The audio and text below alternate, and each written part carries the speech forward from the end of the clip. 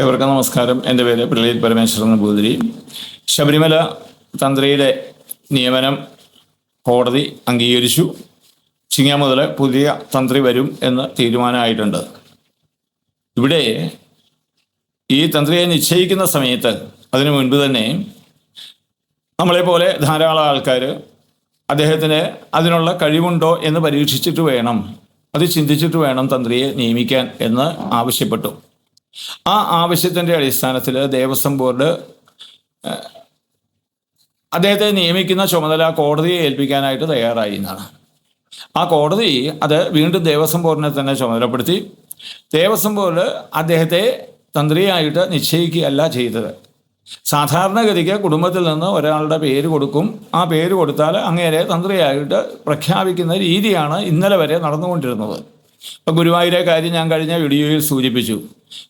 ഗുരുവായൂർ അവിടുത്തെ കുടുംബം പറയും, അവരെ ആരാണ് അടുത്ത തന്ത്രി എന്ന് പറയും, അതനുസരിച്ച് അദ്ദേഹത്തെ നിയമിക്കും. ഇതാണ് ഗുരുവായൂർ ദേവസ്വം ചെയ്തുകൊണ്ടിരിക്കുന്നത്. ഇതാണ് പാരമ്പര്യ തന്ത്രിമാരുടെ ഒരു സ്വഭാവവും. ഒരാൾക്ക് പറ്റിയില്ലെങ്കിൽ മറ്റൊരാളെ വിടും. ഇപ്പോൾ തന്നെ നമുക്കറിയാം, പല തന്ത്രിമാരും ധാരാളം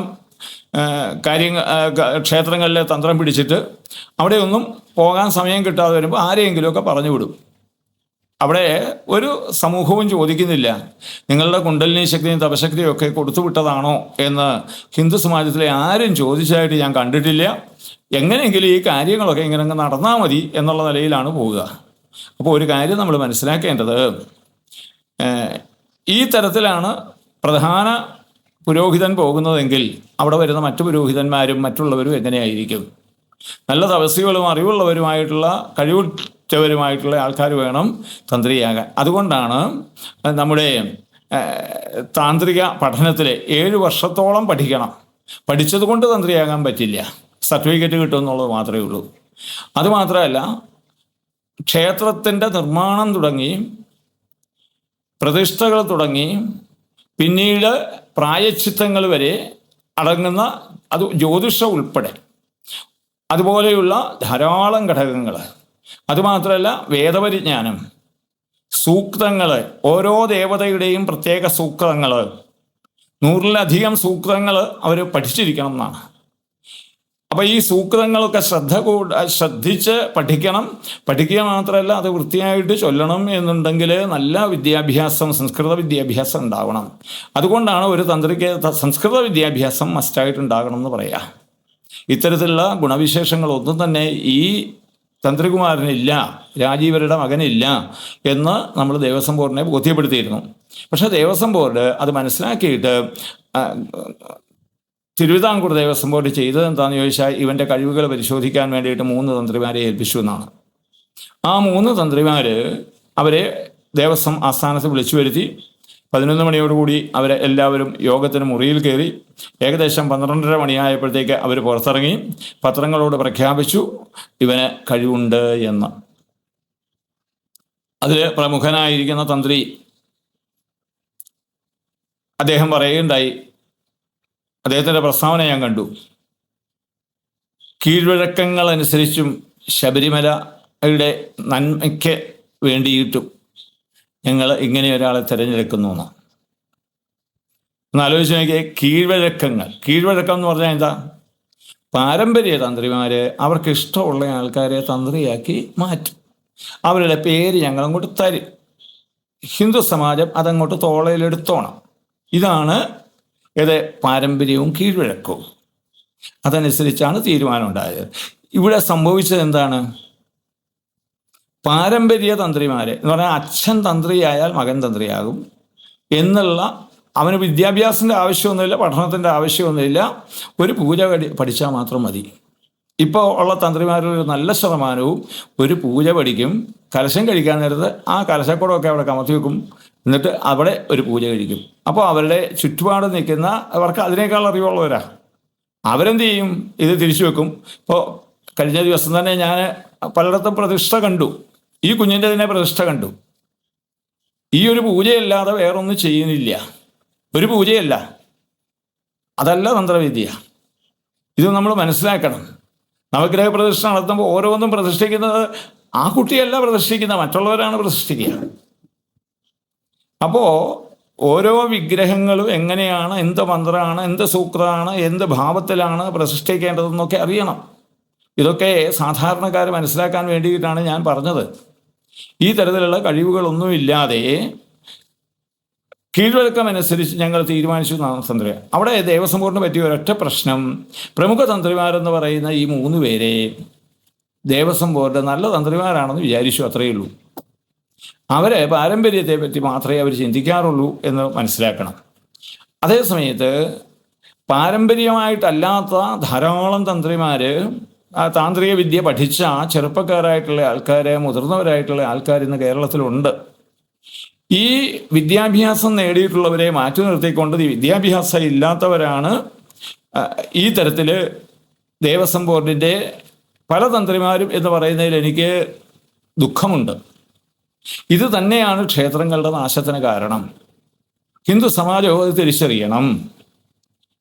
ഇത്രയും കാര്യങ്ങളൊക്കെ നടന്നിട്ട് കേരളത്തിലെ ഏതെങ്കിലും തന്ത്രിമാർ ഇങ്ങനെയല്ല, ഇന്നതുപോലെയാണ് നടക്കേണ്ടത് എന്ന് ആരെങ്കിലും പറഞ്ഞിട്ടുണ്ടോ? ദേവസ്വം ബോർഡിന് വേണ്ട ഉപദേശങ്ങൾ കൊടുത്തിട്ടുണ്ടോ? ഈ തെറ്റായ കാര്യങ്ങൾ ചെയ്യുമ്പോൾ ഇത് തെറ്റാണ് എന്ന് ബോധ്യപ്പെടുത്തിയിട്ടുണ്ടോ? ഇതിൻ്റെയൊക്കെ ചുമതല ആർക്കാണുള്ളത്? ഇവിടെ താന്ത്രിക സംഘടനകൾ ട്രേഡ് യൂണിയൻ പോലെയാണ് ഇപ്പോൾ പ്രവർത്തിക്കുക. ബ്രാഹ്മണ സംഘടനകൾ അങ്ങനെയാണ്. ചില ആൾക്കാർ എന്നോട് ചോദിച്ചു, നിങ്ങൾക്ക് എന്താണ് കുഴപ്പം? നിങ്ങൾ നമ്പൂതിരിമാരെ ഇല്ലാതെയാക്കാൻ ശ്രമിക്കുകയാണോ? നിങ്ങൾ ധർമ്മത്തിന് വിരുദ്ധമായിട്ടല്ലേ പ്രവർത്തിക്കുന്നത്? ആരാണ് ധർമ്മത്തിന് വിരുദ്ധമായിട്ട് പ്രവർത്തിക്കുന്നതെന്ന് സമൂഹം വിലയിരുത്തട്ടെ. ഞാൻ ഒരു ബ്രാഹ്മണ കുലത്തിൽ ജനിച്ചതുകൊണ്ട്, ബ്രാഹ്മണ്യത്തിൻ്റെ മഹത്വം ഉള്ളത് കൊണ്ടാണ് ധർമ്മത്തിൽ നിന്ന് അണുവട വ്യതിചലിക്കാതെ ഈ കാര്യങ്ങൾ നിങ്ങളോട് പറയാം. ഇത് ഓരോ തന്ത്രിമാരും ചെയ്യേണ്ടതാണ്. പക്ഷെ അവരാരും ചെയ്തില്ല എന്നുള്ളതാണ് എൻ്റെ സങ്കടം. ഇപ്പോൾ കോടതി ആ കുട്ടിയെ അംഗീകരിച്ചിരിക്കുകയാണ്. ശബരിമലയിൽ നടക്കുന്ന എല്ലാ കൊള്ളയും, ഏത് മേഖലയിലാണ് അവിടെ കൊള്ളയില്ലാത്തത്? ഇപ്പൊ തന്നെ ശബരിമലയിൽ പരിഹാരക്രിയകൾ ചെയ്യാൻ പോകുന്നു എന്ന് പറഞ്ഞു. 18 നടന്ന ദേവപ്രശ്നത്തിൻ്റെ പരിഹാരക്രിയകൾ, അതും ആരോ ദേവസ്വം ബോർഡ് പ്രസിഡന്റിനോട് പറഞ്ഞിട്ടുണ്ട്. അതിൻ്റെ അടിസ്ഥാനത്തിലാണ് അത് ചെയ്യാൻ പോണത്. അത് ഇപ്പോഴാണോ ചെയ്യേണ്ടത്? 10 വർഷത്തിന് ശേഷമാണോ ചെയ്യേണ്ടത്? അല്ലെ 9 വർഷത്തിന് ശേഷമാണോ ചെയ്യേണ്ടത്? അതിനുശേഷം എത്രയോ ദേവപ്രശ്നങ്ങൾ അവിടെ നടന്നിട്ടുണ്ട്.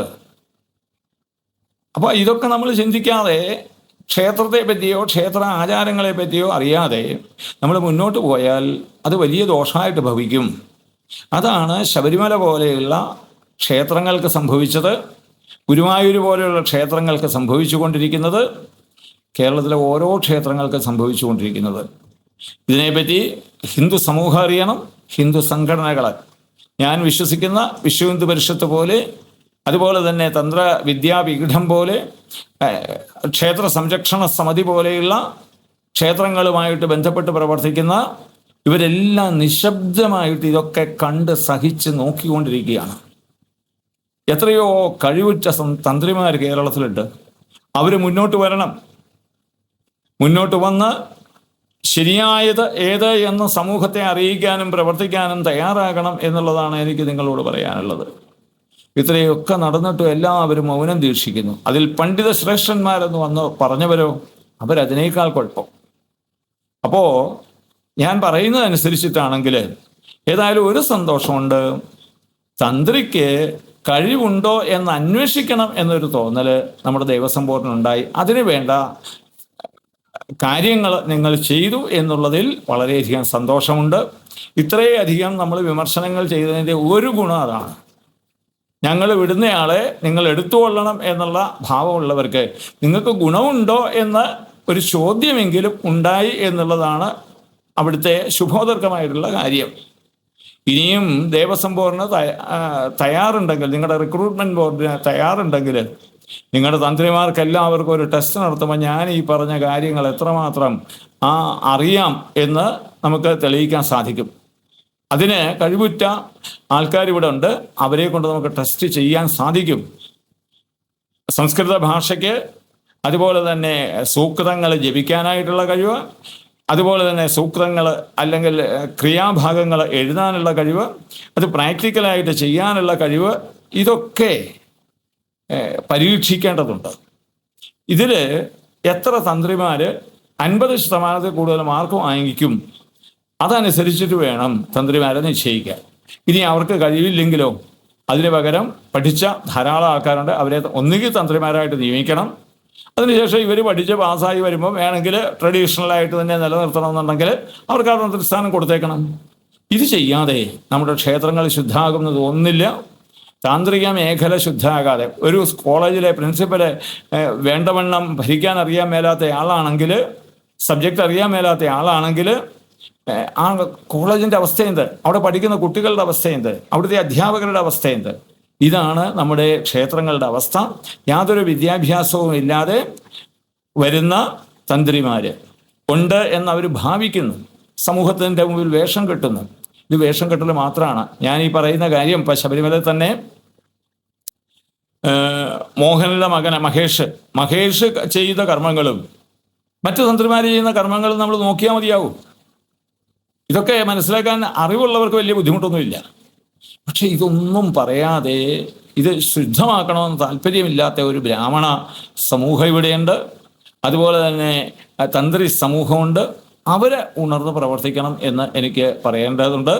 അല്ലെങ്കിൽ ഹിന്ദു സമാജവും ക്ഷേത്രങ്ങളും അധപ്പതിക്കും, അതിൽ യാതൊരു സംശയവുമില്ല എന്ന് ഞാൻ പറയുന്നതല്ല, തന്ത്രഗ്രന്ഥങ്ങൾ തന്നെ പറയുന്നു. നിങ്ങൾ പറഞ്ഞ് പഠിപ്പിച്ചു വെച്ചേക്കുകയാണ്. താന്ത്രികമായ കർമ്മങ്ങൾ ശുദ്ധമായില്ലെങ്കിൽ, ആചാര്യ തപസ്സും ആചാര്യൻ്റെ കർമ്മങ്ങളും ശുദ്ധമായില്ലെങ്കിൽ ആ ദേവതയ്ക്ക് ചൈതന്യമുണ്ടാവില്ല.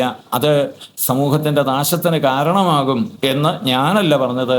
ഇതേ തന്ത്രവിദ്യ അറിയുന്ന മഹത്തുക്കളാണ്, അതുപോലെ തന്നെ തന്ത്രഗ്രന്ഥങ്ങളാണ്. അത് സത്യമാണെങ്കിൽ ഈ മേഖലയെ സംശുദ്ധീകരിക്കാൻ എല്ലാവരും ഉണർന്ന് പ്രവർത്തിക്കണം എന്ന് മാത്രം സൂചിപ്പിച്ചുകൊണ്ട് നിർത്തുന്നു. നമസ്കാരം.